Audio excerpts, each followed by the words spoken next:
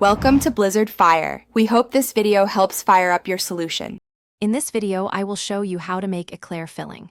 First, gather all your ingredients, such as whole milk, granulated sugar, egg yolks, and cornstarch. Make sure everything is measured out and ready to go. Having your workspace organized will make the cooking process much smoother and more enjoyable.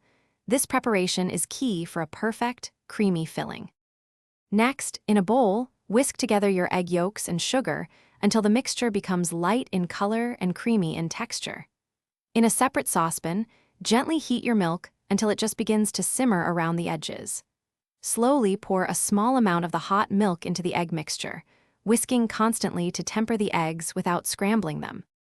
Hey everyone, if you're finding this video helpful, please hit that like button and subscribe for more delicious recipes.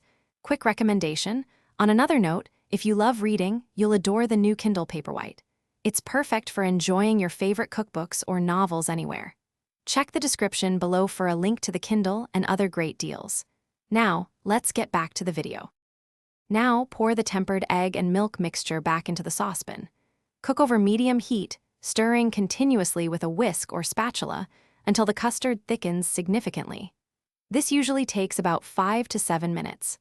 Once thickened, remove it from the heat and stir in a generous amount of vanilla extract and a knob of unsalted butter for a rich, smooth finish.